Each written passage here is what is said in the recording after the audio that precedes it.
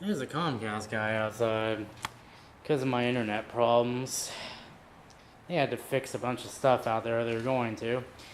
But anyway, it's still nice and rainy out there too. Figure at the request of a viewer, I'd look at my car. This is a 1998 Chevy Prism. It's a bit messy, needs some cleaning up. The rain will probably do that for me when I go to drive it. But it's a nice little car. It's certainly seen some shit, that's for sure. So you see the paint's kind of chipping off a bit. The paint job needs to be redone on this bad boy. It's a reliable car, though. It's been nothing but great to me. Just got a new windshield as well. So, yeah. Do a quick round here. And you can see where you can see the paint's definitely coming off, and you can see where the model identifier once was. I see it's a bit messy, so I apologize in advance. Let's look in here. Unfortunately, I don't have my keys, so I can't really show you much. But we got a custom head unit. It's actually the one that was in my other video. This is a CDX, if it wants to focus, GT35U. Works great. Got full climate controls, but my air conditioner does not work for whatever reason.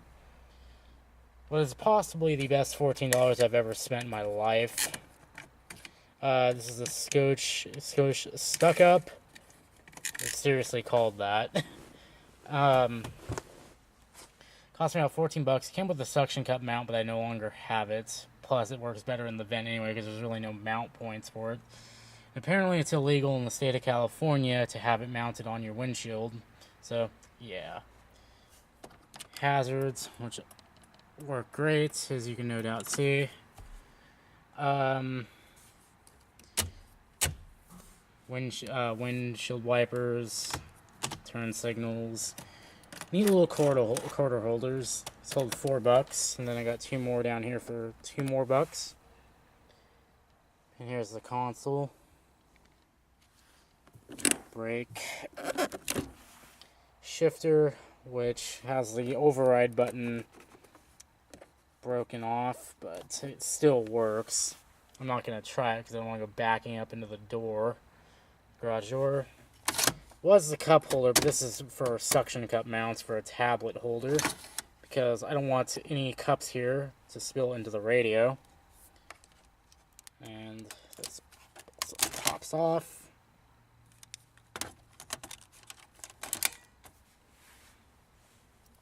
I do know that even despite this not wanting to not powering up, I could turn the lights on.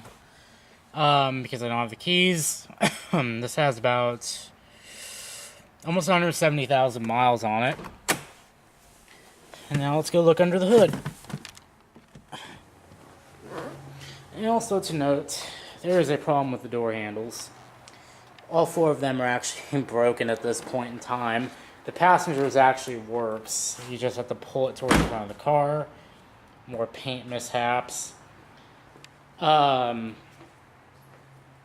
the problem is I can't exactly get new door handles. I've been looking at Pick and Pull for the longest time, and I haven't been able to find any. This thing's autofocus is being ungodly slow right now. Find the lever. Let's see if I can do this one-handed.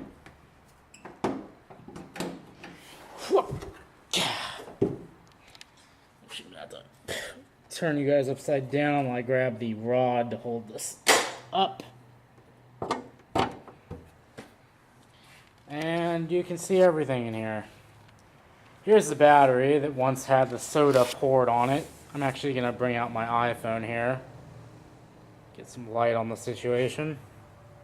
You can see it's kind of holding up pretty good. That one's negative, so it has nothing. Dimmer, throttle. Denso branded heater. Or not heater, God, I can't do anything right now. Fan, that's right. Here's the engine.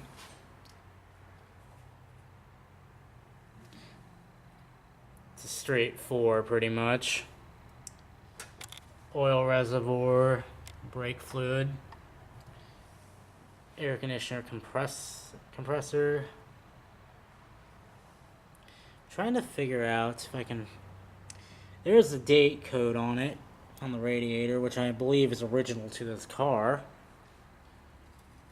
Trying to look for a model, like, so a lot of people are going to be like, well, it's not a Toyota. You'd be wrong, because I do believe there is a Toyota branded part in here somewhere. That is, again, original to the car, I might add. On the prowl for it. Yep, there it is. So yeah, Geo, I believe, now this is me going off my knowledge in the back of my head. I believe Geo was a joint venture between Toyota and Chevy, or, you know, the NUMMI plant, which is now Tesla Motors. So yeah, that's why a lot of Geos were just rebranded Toyotas. I don't know what this is. That's been there for a while. I'm guessing it has something to do with up there. You guys fully zoomed out? No, you're not. Okay. Here's the engine dipstick. Pull that out. Coy. Car's actually, I think, a bit cold, so if I'm losing that much oil already, that's kind of a concern because I just had it changed.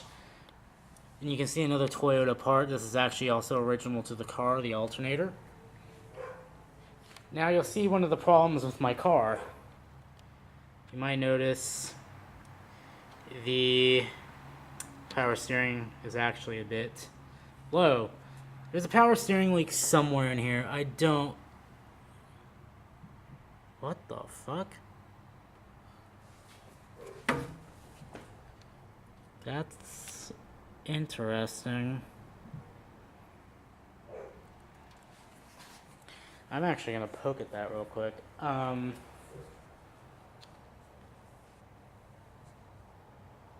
see here. Trying to figure out where to set my phone. I'm gonna go over here and we're gonna grab two things.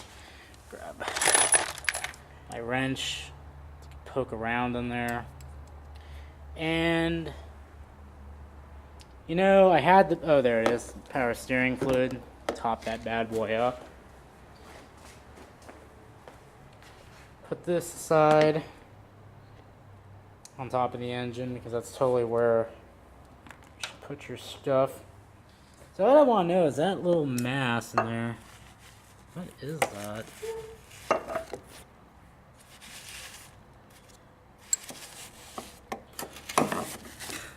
It looks like a towel that once fell back in there somehow, some way. I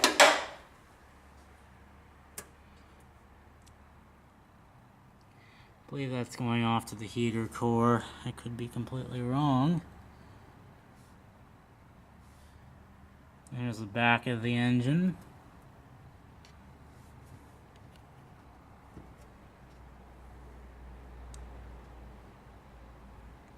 Anyway, turn this off. And we're gonna quickly refill the power steering. I'm surprised at how well this thing's picking up light because it is, to my own eyes, it is almost completely dark right now. Let's see if I can do this without taking my hand off the camera.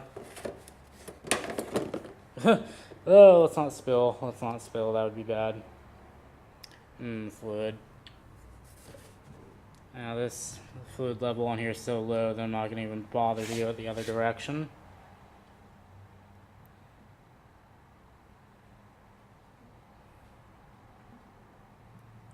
Damn, that buddy was low. Now since it's leaking, and this is just a reservoir, I'm going to overfill it a bit. I normally would not recommend overfilling anything on your car.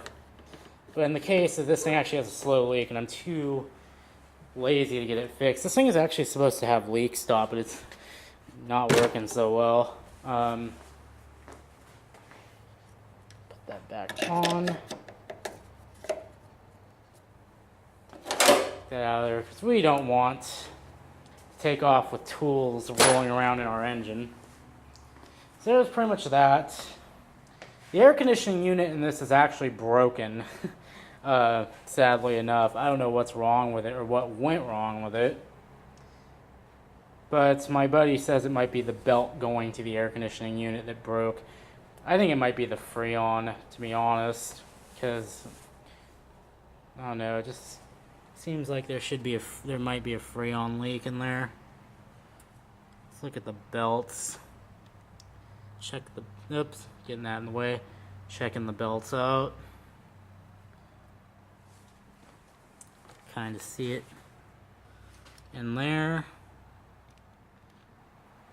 Timing belt seems to be in reasonably good shape. I don't see any cracks in it or anything. Was just replaced not long ago either, so better be good. I'm noticing that it's pretty exposed to the underside of the car, which kind of has me a little bit concerned. Just gonna get in there and actually touch the belt. Yep, feels good. So, I'm gonna laugh at Ryan for a minute because I'm pretty sure his timing belt's really hard to get to. And his poor little Eclipse. Her. Anyway, that's pretty much that. That is a good tour of my car. So, yeah. Until next time, I'll see you guys later.